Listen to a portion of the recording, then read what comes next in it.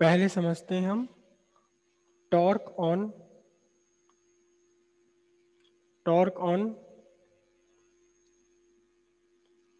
Current carrying loop और coil in uniform magnetic field, uniform magnetic field. ठीक है, जैसे ये आपकी कॉइल है, इस कॉइल को मैग्नेटिक फील्ड में रखा और इसमें करंट पास करी तो इसके ऊपर कितना टॉर्क लगेगा। ठीक है, अब ये इमेजिन कीजिए कि सर्कुलर नहीं, ये कॉइल रेक्टेंगुलर है। कैसी शेप में है ये? रेक्टेंगुलर शेप में कॉइल है, ऐसे। ठीक है, और इसे मैंने एक यूनिफॉर्म मैग्नेटिक फील्ड में रखा, रेक्टेंगुलर शेप की कॉइल, इसे एक यूनिफॉर्म मैग्नेटिक फील्ड में रखा। कैसे मैग्नेटिक फील्ड में रखा? ये डायरेक्शन है, मेरा रेड पेन ये डायरेक्शन है मैग्नेटिक फील्ड की, और इसमें कॉइल ये रखी हुई है, कॉइल रखी हुई ऐसे। और कॉइल बिल्कुल परपेंडिकुलर नहीं है मैग्नेटिक फील्ड के, थोड़ा सा इंक्लाइंड है। कैसे है? थोड़ा सा इस शेप में इंक्लाइंड है ये, थोड़ा सा एंगल पर है ये। ठीक है, तो अब यहाँ से आपको दो तीन चीज़ें ध्यान रखनी है इसके बनाने में, कि जब आप कॉइल को ऊपर से देखेंगे यहाँ से, तो आपको केवल कॉइल की ऊपर की साइड दिखाई देगी, और जब आप कॉइल को सामने से देखेंगे तो पूरी कॉइल आपको दिखाई देगी।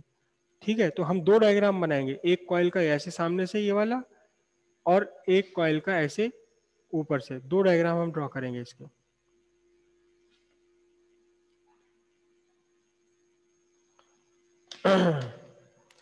करंट कैरिंग कॉइल है यूनिफॉर्म मैग्नेटिक फील्ड में।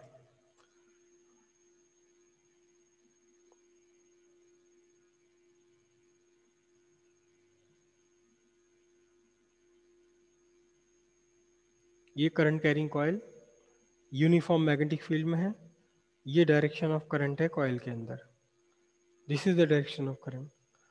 और ये हो गई कॉइल की एक्सिस। कॉइल की एक्सिस का मतलब ये जो कॉइल है, इस कॉइल से ये वाली लाइन जो इस कॉइल के प्लेन में है, लेकिन कहाँ से पास हो रही है? कॉइल के प्लेन में है, लेकिन पास हो रही है इस कॉइल से बिल्कुल ये। This is the axis of coil. इस टाइम जो मेरा पेन है, this is the axis of coil. ठीक है, और यहाँ मैग्नेटिक फील्ड की direction, this is the direction of magnetic field, ये मैग्नेटिक फील्ड की डायरेक्शन है, this is the direction of magnetic field, B vector.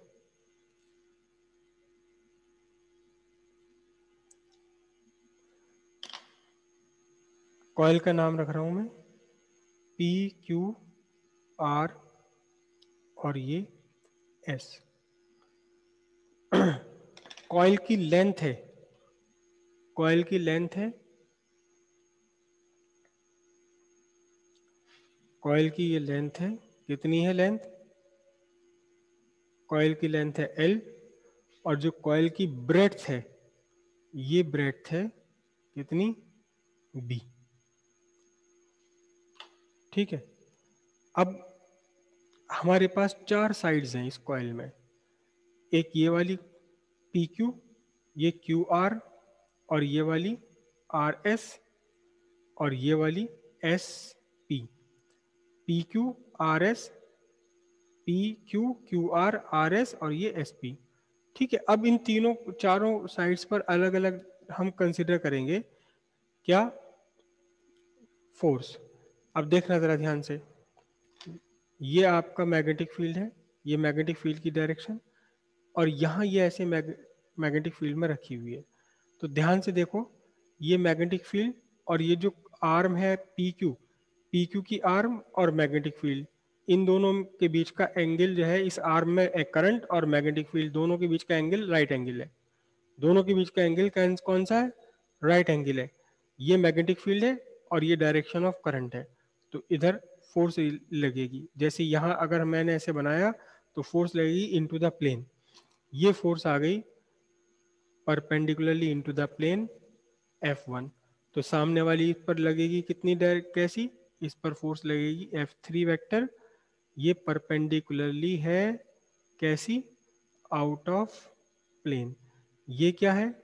ये है perpendicularly into the plane, perpendicularly into the plane. ठीक है, अब ये दो आर्म बची आपकी क्यू आर और पी एस। क्यू आर और पी एस, ये देखिए ये क्यू आर, अब क्यू आर में ये तो मैग्नेटिक फील्ड की डायरेक्शन है, थोड़ा सा इंक्लाइंड रखी हुई है ये, तो मैग्नेटिक फील्ड की डायरेक्शन। अब ये आपको लेना है, क्या लेना है, करंट, लेकिन करंट यहाँ, करंट और मैग्नेटिक फील्ड के बीच का एंगल थीटा है। तो अब आपको डायरेक्शन ऑफ फोर्स फाइंड करने के लिए आप इमेजिन करें कि ये करंट है, करंट को दो वेक्टर्स में आपने रिजॉल्व कर लिया, एक वेक्टर तो मैग्नेटिक फील्ड में और दूसरा वेक्टर कहाँ, मैग्नेटिक फील्ड के परपेंडिकुलर। तो अब पहले मैग्नेटिक फील्ड और दो करंट हो गई समझो इसके अंदर, इस आर्म के अंदर दो करंट हो गई, एक करंट तो मैग्नेटिक फील्ड की डायरेक्शन में जा रही है और एक करंट मैग्नेटिक फील्ड के परपेंडिकुलर जा रही है।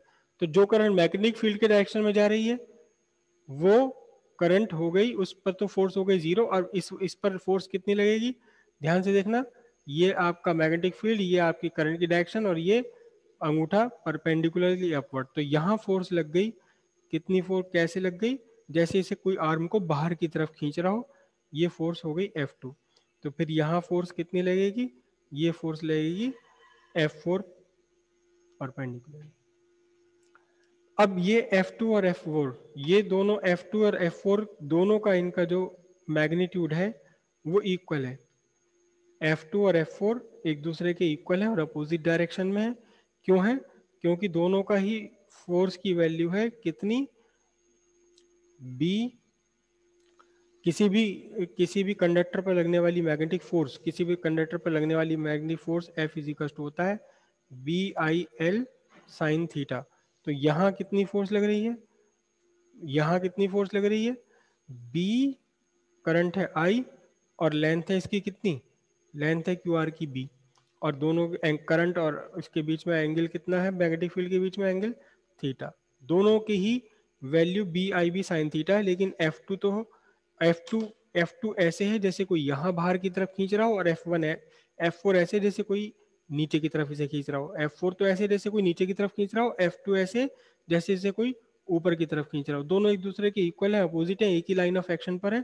तो दोनों ने क्या करा, hence F2 vector and F4 vector दोनों एक दूसरे को क्या कर देते हैं, बैलेंस ईच अदर, दोनों ने एक दूसरे को बैलेंस कर दिया। ठीक है, अब F1 और F2 है, F1 और F2 को मैं नीचे बना रहा हूँ, कौन सी साइड, कि जब हम ऊपर से देखेंगे इसे, जब हम इसे ऊपर से देखेंगे, इस कॉइल को ऊपर से देखेंगे, तो हमें दिखाई देगी कौन, क्या, हमें केवल ये वाली आर्म दिखाई दे रही, क्यू आर, क्यू आर, तो मैं यहाँ क्यू आर ड्रॉ कर रहा हूँ, ये आपकी एक्सिस ऑफ कॉइल हो गई, और ये मैंने ड्रॉ करी कौन सी आर्म, ये आर्म मैंने ड्रॉ कर दी, ये क्यू है और ये आर है। ठीक है, इस क्यू आर, इस क्यू आर के नीचे है ये वाली साइड पी क्यू और ये वाली साइड है आर एस। तो पी क्यू पर कितनी फोर्स लग रही है, ये वाली फोर्स लग रही है, पी टू पर ऐसे फोर्स लग रही है, दोनों एक दूसरे के अपोजिट है, लेकिन लाइन ऑफ एक्शन दोनों की डिफरेंट है। एक फोर्स ये रही F1 वेक्टर और दूसरी फोर्स ये रही F3 वेक्टर, F3 वेक्टर।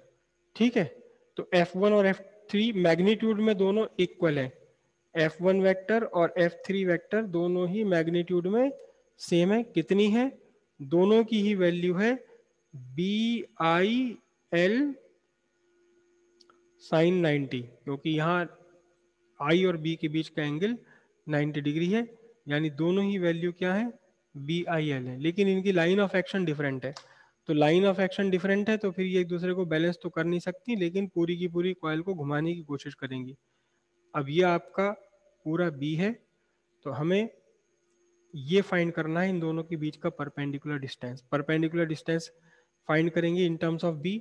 उससे पहले यहाँ पर मैं एक कॉइल के ऊपर बना लेता हूँ एक परपेंडिकुलर, ये मैंने परपेंडिकुलर ड्रॉ कर लिया। ये क्या चीज़ है, perpendicular drawn on the plane of coil, plane of coil पर परपेंडिकुलर, यानी जैसे ये कॉइल यहाँ मेरी रखी है तो इस टाइम ये क्या है, ये वाला परपेंडिकुलर है, इस प्लेन कॉइल के प्लेन के ऊपर परपेंडिकुलर ड्रॉ कर लिया। ठीक है जी, अब ध्यान से देखना, ये एंगल मैं ले रहा हूँ थीटा, ये एंगल थीटा, तो ध्यान से देखना, ये थीटा है, तो फिर इसके साथ थीटा बनेगा आपका, देखो ध्यान से, ये थीटा है तो यहाँ इस पूरे छोटे से ट्रायंगल में 90 डिग्री, ये बना आपका 90 माइनस थीटा।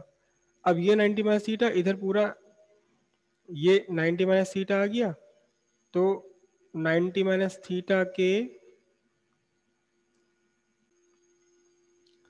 ये थीटा, ये 90 माइनस थीटा, तो ये जब 90 माइनस थीटा है तो ये देखिए दो लाइन कट रही हैं, ये पूरा आपका 90 माइनस थीटा बनेगा, और यहाँ से फिर ये वाला एंगल निकल कर आएगा आपका थीटा। तो यहाँ अगर आप निकालेंगे कॉस थीटा, इसमें लगाएंगे तो कॉस थीटा बनेगा ये, मैं इस लाइन को यहाँ लिख देता हूँ, इसका